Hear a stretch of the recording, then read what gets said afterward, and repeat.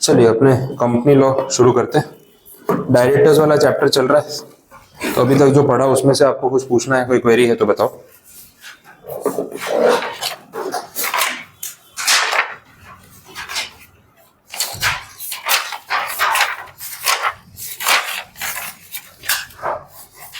Chapter number 14 चल रहा था।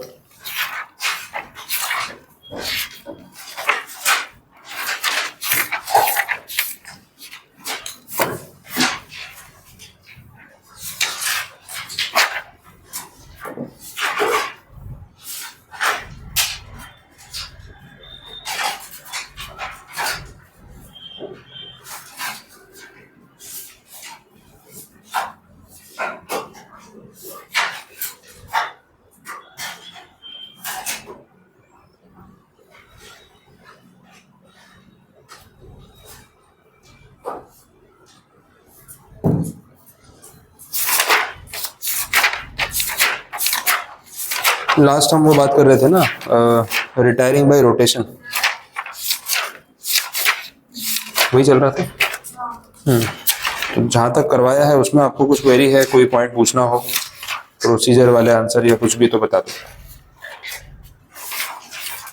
108 पे थे अपने, वहां से बाकी है, मतलब वो हाफ पॉइंट बताया था 107 वाला कि भाई रिटायरिंग बाय रोटेशन वाला क्या कंसेप्ट है। तो उसमें हमने देखा कि ये लिस्टेड कंपनीज और पब्लिक कंपनीज में ये रूल रहता है कि आपको कंपलसरीली अपने कुछ डायरेक्टर्स को रिटायर करना पड़ता है एट एवरी एजीएम, और वो मोस्टली पार्ट टाइम वाले होते हैं, कुछ जाएंगे कुछ आएंगे, तो ये चलता है। टोटल नंबर ऑफ डायरेक्टर्स जितने भी हैं उसमें से जो एलिजिबल है टू रिटायर बाय रोटेशन वो 2/3 होने चाहिए, बाकी 1/3 एलिजिबल नहीं होंगे चलेगा। तो 1/3 में वही होते हैं जो परमानेंट वाले होते हैं, जिनका 3 साल 5 साल का टर्म फिक्स है, या जो एनसीएलटी से आए हैं, तो 1/3 में काउंट करो। बाकी एलिजिबल वाले पार्ट टाइम वाले 2/3 में काउंट करो। वो 2/3 में से कोई भी 1/3 रिटायर होने चाहिए। अब वो कौन हो सकते हैं, तो भाई जो सबसे पहले आए थे सबसे पहले जाएंगे, वैसा हो सकता है। अगर कहीं कुछ क्लैश होता है कि भाई मल्टीपल लोग हैं और उनमें से कुछ सिलेक्टेड लोगों को हटाना है, तो फिर अपने वो चिट सिस्टम कर सकते हैं कि भाई जिसका नाम आया उसको जाना पड़ेगा। तो टाई ब्रेकर के लिए फिर ये ऑप्शन है चिट सिस्टम वाला, ये हमने देखा। अब इसमें स्टोरी जो आगे कंटिन्यू हो रही है वो देखना है पेज 108 पे। इसमें ऐसा बोला है कि जो वैकेंसी क्रिएट होती है, जैसे कल के एग्जाम्पल में ना मैंने आपको ऐसा बोला कि टोटल 9 डायरेक्टर्स हैं कंपनी में फॉर इंस्टेंस, तो उसमें से एटलीस्ट 2/3 एलिजिबल होने चाहिए। मैं हटाने की बात नहीं कर रहा हूं उनको, बट इनमें से कोई भी जा सकता है। और इन 6 में से एक्चुअली में कितने जाएंगे, तो 1/3 रेशियो के हिसाब से 2, तो कोई भी 2 डायरेक्टर को एक्चुअली में जाना पड़ेगा। अब इनके बदले फिर नए वाला रिप्लेसमेंट भी तो चाहिए ना, ये 2 की वैकेंसी क्रिएट होगी तो इसके बदले 2 नए डायरेक्टर आएंगे भी सही। अब ये स्टोरी यहाँ पे इन्होंने समझाई कि क्या बोलना चाह रहे हैं। देखो, एक सिनारियो ये है कि 2 गए, इनके बदले 2 नए वाले आ गए, आमने सामने सेटल हो गया, this is the common scenario. दूसरा ये भी हो सकता है कंपनी का मैनेजमेंट ये बोल रहा है कि भाई 9 डायरेक्टर थे हमारे पास, 2 चले गए, बचे कितने, 7। अब ये जो 7 डायरेक्टर्स हैं ये भी तो मिनिमम क्वांटिटी तो फुलफिल कर ही रहे हैं, मिनिमम का क्राइटेरिया तो 3 का है, और यहाँ कितने, 7 है। तो हमें ना और 2 अपॉइंट करने ही नहीं है, क्योंकि 7 लोग भी इनफ है, जितना बिजनेस चल रहा है उस हिसाब से ठीक है। अननेसेसरी एक्स्ट्रा कॉस्ट क्यों बढ़ाए, यही मौका है एजीएम पे कि जब 2 को हटाना तो है ही। तो ऐसा कहाँ लिखा है लॉ में कि 2 हटाओगे तो 2 लाने ही पड़ेंगे भाई, इसके बाद भी हमारे पास जो बच रहे हैं ना मिनिमम क्वांटिटी से ज्यादा है। तो हमने डिसीजन लिया है कि हम लोग नए डायरेक्टर्स अपॉइंट नहीं कर रहे, and this is the quantity, final हो गया। ये एजीएम में डिक्लेयर कर दिया मैनेजमेंट ने। तो अगेन कोई कंफ्यूजन नहीं, क्लियर है मैटर कि अब 7 डायरेक्टर के साथ इस साल हम कंपनी चलाने वाले हैं, नेक्स्ट एजीएम में देखेंगे आगे क्या करना है, ये बात हो रही है। अब हुआ ये कि इसको ना ओपन एंडेड छोड़ दिया, मतलब इस मीटिंग में ना नए 2 डायरेक्टर अपॉइंट किए, ना ये क्लैरिफाई किया कि यही चलेगा। तो मीटिंग हो गई एडजर्न्ड।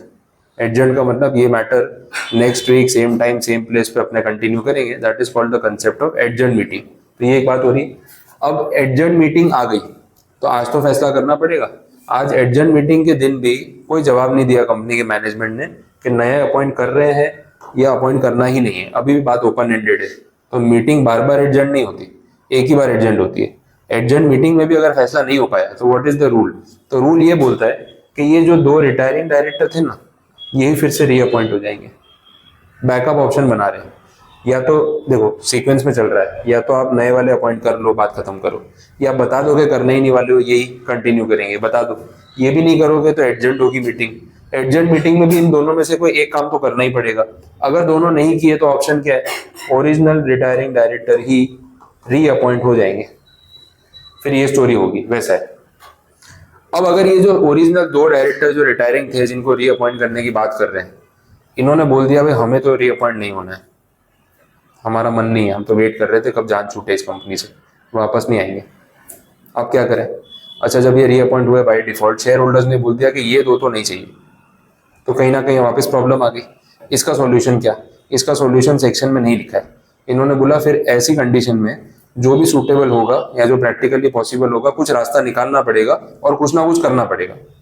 अब वो क्या करना है वो फिर कंपनी का मैनेजमेंट और मेंबर्स मिलकर डिसाइड कर सकते हैं। लॉ में कितना बैकअप देंगे, हर चीज का थोड़ी ना प्रोविजन होगा, ऐसा नहीं हुआ तो ये कर लेना, वैसा नहीं तो वो कर लेना। अरे सब कुछ हम ही प्रिस्क्राइब करेंगे, आप क्या करोगे?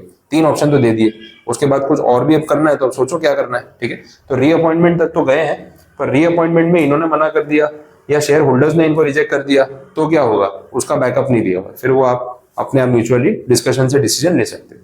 ये कंडीशन है। अच्छा पॉइंट है ये। अब इसको लैंग्वेज वाइज काफी कंस्ट्रक्टेड तरीके से एकदम वो ने ड्राफ्ट करके लिखा गया है, वैसा है। तो ये जो पेज 108 पे पूरी स्टोरी आपको दिख रही है ना, ये सारी मैंने यहाँ पे समझा दी। अब लैंग्वेज के साथ अभी इसको लिंक कर लो, कुछ अंडरलाइन करना है, लिखना है तो लिख लो, बिकॉज टॉपिक अच्छा है, पूछने जैसा टॉपिक है। ऐसे स्टोरी जहाँ पे बनती है ना, वहाँ केस बन जाते हैं कि अगर ऐसा हुआ तो क्या करेंगे। तो ये केस वाला टॉपिक है, वैसा है। लैंग्वेज देख लो। क्वेरी है तो बताओ, नहीं तो फिर आगे बढ़ते हैं। सर वो रीअपॉइंट तब होंगे जब वो एडजेंट मीटिंग में भी डिसाइड ना हो पाए। हाँ,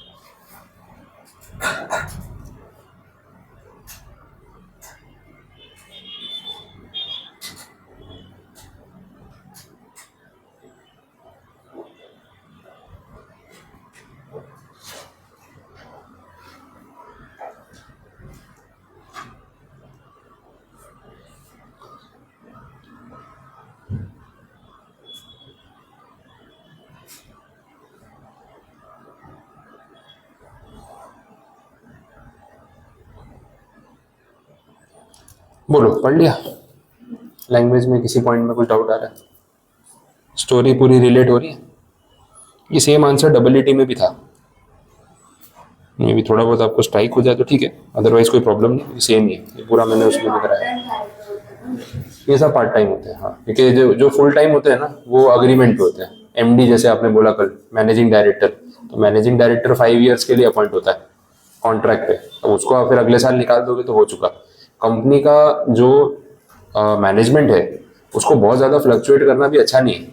ये तो फिर ऐसा है ना, अभी तो अपॉइंट हुआ है, कुछ समझे, कुछ करे, कुछ एग्जीक्यूट करे, निकाल दिया, तो बार बार चेंज करते रहोगे तो मैनेजमेंट कैसे चलेगा? तो कुछ तो ऐसे मेंबर्स होने चाहिए जो लॉन्ग टर्म काम करे, तभी तो रिजल्ट दिखेगा।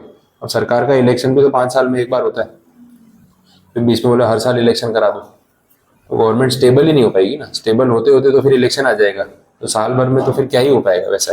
तो कहीं ना कहीं लॉन्ग टर्म का टाइम मिलता है, तो ये सब पार्ट टाइम वाले होते हैं। पार्ट टाइम वालों का रोल कैसा होता है? वो सिर्फ स्ट्रेटेजी में पार्टिसिपेट करते हैं, मीटिंग में आएंगे, अपना नॉलेज का इनपुट देंगे, कैसे काम होना चाहिए वो बताएंगे, पर एग्जीक्यूशन का काम उनका नहीं है। एग्जीक्यूशन का काम सीईओ और एमडी का है, वो पूरा दिन वही बैठता है, फिर तो काम करा स्टाफ से, हमारा से दिमाग का यूज कर ले, हमें पे कर रहे हो, उसका आप हमसे नॉलेज ले लो कि भाई क्या करना चाहिए, बट एग्जीक्यूशन के लिए हम ऑन ग्राउंड खड़े नहीं रहेंगे, उनका काम वैसा होता है। किनका? रोटेशन में तो सबका नंबर आना ही है, तो वैसे फिक्स नहीं करते, लेकिन रोटेशन में आज आपका नंबर आएगा, कल मेरा आएगा, वो चलता रहेगा ना, क्योंकि ये जो पार्ट टाइम वाले हैं इन्हीं में तो ये रोटेशन पॉलिसी लग रही है, तो ये हर साल किसी ना किसी का नंबर आएगा, और जो पुराना है वो पहले जाएगा, तो नंबर तो आने ही वाला है। तो ऐसा नहीं कि भाई हर बार मैं बच जाता हूँ, बाकी सबका नंबर आ जाता है, वो निकल जाते हैं, मैं वही का वही हूँ, ऐसा नहीं होने वाला। रोटेशन में आपका नंबर आ ही जाएगा, इसलिए ऐसा फिक्स टेन्योर जैसा कुछ रखने की जरूरत नहीं पड़ती। एवरी एजीएम में ये सब हो रहा है, तो हर एजीएम में कुछ डायरेक्टर जाएंगे, कुछ नए वाले उनके बदले आएंगे, तो जाने वाले पुराने ही होंगे, तो जो पुराना होगा वो पहले जाएगा, तो रोटेशन पॉलिसी में आपका नंबर आने ही वाला है।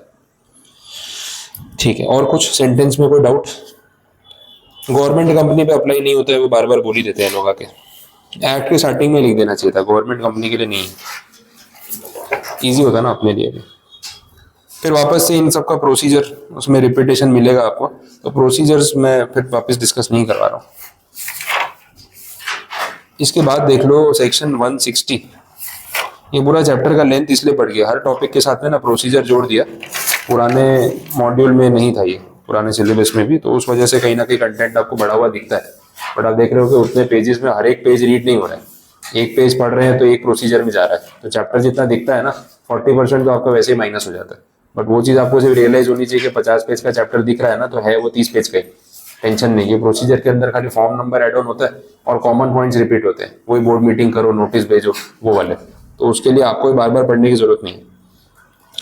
चलो अब जो आ रहा है सेक्शन 160, यहाँ पे है डायरेक्टरशिप के लिए अगर आपको अप्लाई करना हो, कल आप पूछ रहे थे सर डायरेक्टर के लिए कैसे अप्लाई करते हैं, कौन बनता है, तो वो स्टोरी यहाँ पे 160 में है। तो बोला कोई भी पर्टिकुलर कंपनी में जब डायरेक्टर की रिक्वायरमेंट होती है तो आप उसमें एप्लीकेशन दे सकते हो। डायरेक्टर्स का जो अपॉइंटमेंट है, ठीक है, वो अपॉइंटमेंट जो है वो तो शेयर होल्डर्स वोटिंग के थ्रू ही करते हैं, बट कौन डायरेक्टर बनना चाहता है, कौन अवेलेबल है, वो कैसे पता चलेगा? तो इसके लिए आप कंपनी में एप्लीकेशन करो। इलेक्शन होता है, काइंड ऑफ प्रॉपर इलेक्शन होता है, वोटिंग होती है, और जिसको सबसे ज्यादा वोट मिलते हैं वो सिलेक्ट होता है, ये स्टोरी है। अब इलेक्शन के लिए पार्टिसिपेट करने के लिए ना अपना कैंडिडेचर आपको फाइल करना है कंपनी में कि मैं अवेलेबल हूँ, मैं डायरेक्टर बनना चाहता हूँ, ये मेरा सीवी है, मेरा वर्क एक्सपीरियंस है, अब let the share holders decide. इसके लिए पैसे भरने पड़ते हैं, देखिए पैसे नहीं रखेंगे ना तो लोग सीरियसली नहीं टाइम पास करेंगे, फ्री बैठे कोई भी फॉर्म भर सकता है ना, फ्री है, मैं भी भर देता हूँ, आप भी भर दो, let the share holders decide. आपकी क्वालिफिकेशन है नहीं है, वर्क एक्सपीरियंस है नहीं है, फिर भी आप फॉर्म भर रहे हो, तो ऐसे तो हजारों नहीं लाखों फॉर्म आएंगे फालतू के, फ्री का फॉर्म होगा सब भर देंगे। पैसा मांगेंगे ना तो जो सीरियस है वही भरेगा, तो इसमें पैसे मांगते हैं 1 लाख रुपए। डायरेक्टर बनना है कंपनी में, फॉर्म भरो, साथ में 1 लाख रुपए जमा करवाओ। 1 लाख सुनते ही सारे फालतू कैंडिडेट भाग जाएंगे। 500, 1000, 5000 रखोगे तो भी लोग टाइम पास करने आ सकते हैं। 1 लाख में कोई टाइम पास नहीं करेगा, सब सीरियस होंगे, भाई 1 लाख रुपए देना है तो मैं सीरियस हूँ तो अभी मैं पे कर रहा हूँ। अच्छा मैं या तो क्वालिफाइड हूँ, वर्क एक्सपीरियंस है, अफोर्ड कर सकता हूँ। डायरेक्टर की पोस्ट के लिए 1 लाख रुपए बहुत ज़्यादा नहीं होते वैसा है। और इलेक्शन है ना, अगर इलेक्शन जीत गए या हार गए उस पर भी डिपेंड करेगा। अगर आप इलेक्शन जीत गए तो क्या होगा, पैसे वापस मिलेंगे? तो बोला पैसे वापस मिल जाएंगे, लेकिन इलेक्शन हार गए तो पैसे गए, वैसा है, उल्टी स्कीम है, समझ आ रहा है? हाँ, हारने पे पैसे वापस नहीं मिलेंगे, जीतने पे वापस मिल जाएंगे, वैसा बोला है। तो ये कंडीशन यहाँ पे दे रखी है। और भी एक कंडीशन है। बायस भी तो हो सकता है। कैसे? अभी कोई भी शेयर होल्डर किसी जान पहचान वालों कोई भी वो तो सब होने ही वाला है ना, वो बायस नहीं बोल सकते। वो तो ऐसा है कि फिर ट्रस्ट फैक्टर हो गया ना, कि मैं एज अ डायरेक्टर अपॉइंट हो रहा हूँ, मतलब मैं कैंडिडेचर फाइल कर रहा हूँ और आप सब शेयर होल्डर मुझे जानते हो, तो आप अपना वोट मुझे ही दोगे, तो वो तो होने ही वाला है। वो तो हर जगह होता है ना, इलेक्शन में भी तो होगा ना, कि जो जिसको जानता है उसको फेवर करेगा, तो वो तो कोई प्रॉब्लम है ही नहीं। पर बात ये है कि 1 लाख रुपए भरने के बाद अगर आप हार गए तो पैसे गए। तो अब क्या है ना, जो जिसको पता है कि मेरे जीतने के चांसेस नहीं है, या मैं उतना केपेबल नहीं हूँ, या एज अ शेयर होल्डर ये लोग मुझे कंसिडर क्यों करें, तो अपने आप ही नहीं भरेगा। बिकॉज अपने को अंदर से पता होता है कि अपन इस चीज़ के लिए फिट है या नहीं, तो चलना ट्राई तो करते हैं, क्या पता सिलेक्ट हो जाए। तो 1 लाख रुपए की बात आएगी तो आप सोच समझ के फाइल करोगे, तो वो अपने आप सीरियसनेस आ जाती है। दूसरा ये भी बोला है कि अगर आप हार गए लेकिन आपको वोट बहुत ज्यादा मिले तो भी आपके पैसे वापस हो सकते हैं। उसमें उन्होंने एक रेशियो रखा है 25%। टोटल वोट्स का 25% वोट आपको मिला है कम से कम, लेकिन फिर भी आप हार गए क्योंकि दूसरे कोई कैंडिडेट को आपसे थोड़े ज्यादा वोट्स मिल गए, तो आपका 1 लाख रुपए रिटर्न हो जाएगा। बिकॉज काफी लोग सीरियस थे आपको लेके। 25% वोट मिलना बड़ा नंबर होता है, ठीक है। 31% में तो प्रधानमंत्री बन जाते हैं, है ना, बोला था आपको। तो 25% वाली सिचुएशन जो है वो तो फिर अलग ही होगी।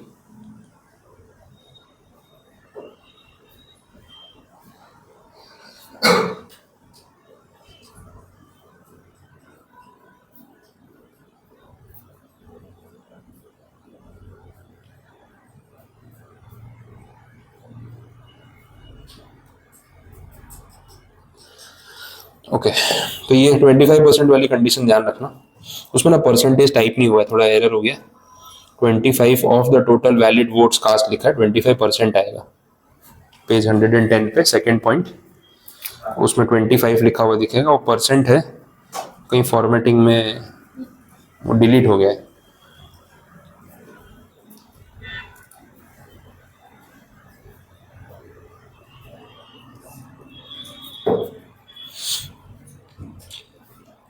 ठीक है, स्टोरी समझ आ गई।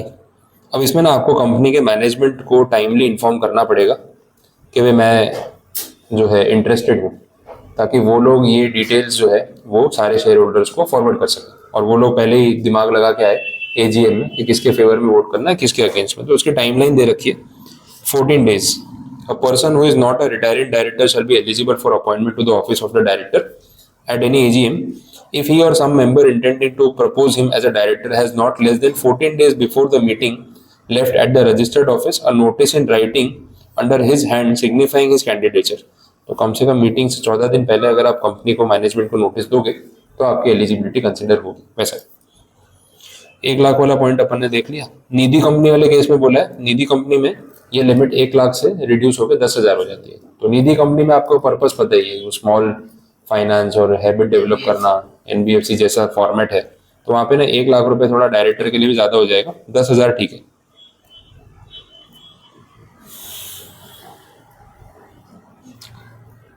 नेक्स्ट पॉइंट में बोला है कि अगर आप सेक्शन 178 की नॉमिनेशन कमेटी के थ्रू इलेक्ट होते हो for appointment as an independent director, तो वहां पे 1 लाख रुपए देने की जरूरत नहीं। इंडिपेंडेंट डायरेक्टर वाले केस में ये एप्लीकेबल नहीं होता, उनको रिलीफ दे दिया वैसा, पर बाकी पार्ट टाइम डायरेक्टर के केस में ये कंडीशन रहेगी। फिर आ गया गवर्नमेंट कंपनी, बोला हमारे केस में भी ये प्रोविजन एप्लीकेबल नहीं है, तो गवर्नमेंट कंपनी को भी इस कैटेगरी से बाहर कर दिया, तो इनको भी एग्जेम्पशन मिल गया वैसा।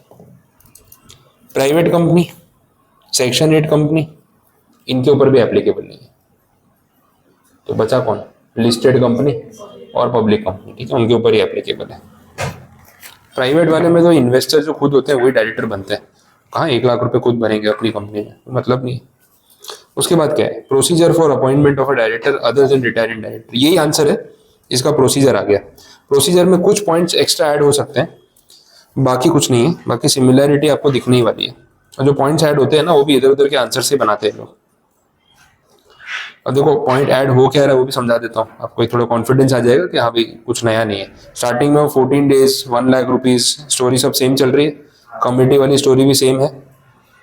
कंपनी के पास जब नोटिस आएगा तो कंपनी अपने मेंबर्स को इन्फॉर्म करेगी, अगर 1 to 1 इन्फॉर्म करना पॉसिबल है तो ठीक है, नहीं है तो एक रास्ता है न्यूज़पेपर में प्रिंट करा दो। अब न्यूज़पेपर वाली स्टोरी आती है आपको ध्यान में आ जाएगा। वो इंग्लिश न्यूज़पेपर, वर्नाक्यूलर लैंग्वेज है ना, तो वो पॉइंट आ गया। अब ये पॉइंट दूसरी जगह पढ़ा हुआ ही है ना, यहाँ पे सिर्फ उसको इंटीग्रेट करना और कुछ नहीं है। लिस्टेड कंपनी होगी तो स्टॉक एक्सचेंज को बता देना, चलो वो भी कर लेंगे। जो डायरेक्टर बनेगा उसके बाद डिन नंबर होना चाहिए, डायरेक्टर बनने के बाद वो DIR 2 फाइल करेगा, कंपनी DIR 12 फाइल करेगी। ये सब पॉइंट इधर उधर पढ़े हुए आपने, उसको अक्यूमुलेट करके प्रोसीजर में कन्वर्ट करना है। इसलिए मैंने बोला नए पॉइंट्स नहीं है।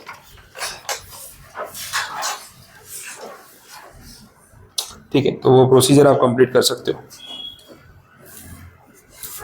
फिर वापस इंडिपेंडेंट डायरेक्टर की बात हो रही है।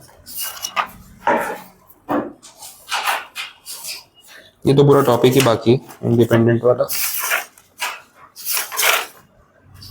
अब आइडियली लेना तो यही चाहिए।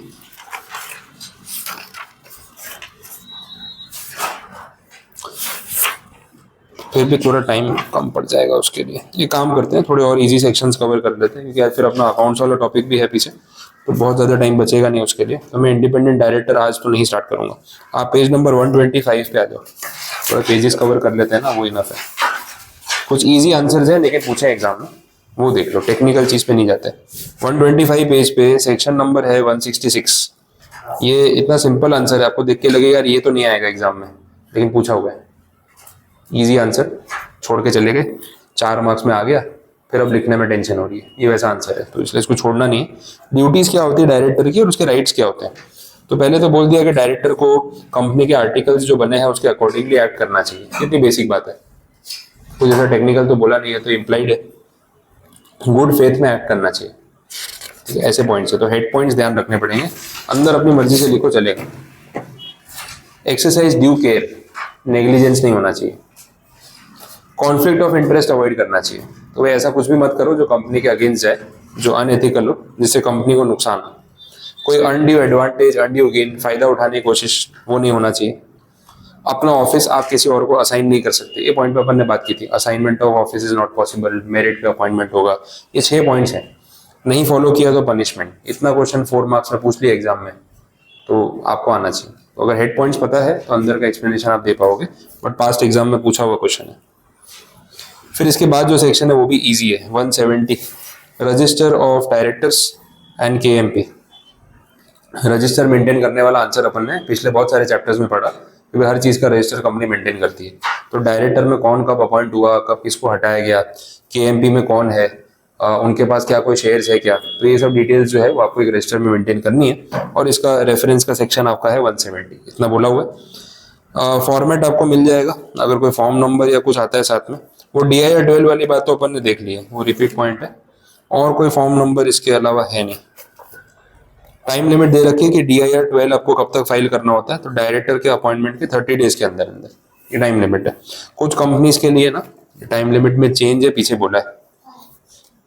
पहले तो बोला गवर्नमेंट कंपनी में सेक्शन अप्लाई नहीं होगा, फिर बोला अगर IFSC पब्लिक कंपनी है तो वहां पे ना उनको DIR 12 फाइल करना तो होता है, लेकिन 30 डेज के बदले जो टाइम मिलता है वो 60 डेज का मिलता है। तो ये एक चेंज हो सकता है, स्पेसिफिक पॉइंट है, तो मे बी एग्जाम में यूज हो जाए, ध्यान रखना। और लास्ट पार्ट इसका 171 मेंबर्स राइट टू इंस्पेक्ट। आप कंपनी के मालिक हो, आपका राइट है रजिस्टर को इंस्पेक्ट करना, तो जहाँ रजिस्टर मेंटेन करने की बात आती है वहाँ इंस्पेक्शन वाला पॉइंट भी साथ में आ जाता है। तो एज अ मेंबर आप ये कर सकते हो, लेकिन आपको कंपनी को पहले बताना पड़ेगा ताकि वो लोग अरेंजमेंट कर सके। पब्लिक हॉलीडे नहीं होनी चाहिए और बिजनेस आवर होने चाहिए। तो वर्किंग डे पे बिजनेस आवर में जाके आप चेक करो, और जिस दिन आप उनको एप्लीकेशन दोगे कि मुझे रिटर्न्स या डॉक्यूमेंट्स देखने हैं, उसके 30 डेज के अंदर अंदर वो आपको डॉक्यूमेंट दिखा देंगे, और फ्री ऑफ कॉस्ट। ये भी बोला हुआ है। हर AGM के टाइम पे कंपनी रजिस्टर ओपन रख सकती है कि भाई शेयर होल्डर आ ही रहे ना, जिसको जो देखना है आगे देख ले, तो आज ओपन रखा हुआ है, ये भी ऑप्शन पॉसिबल है।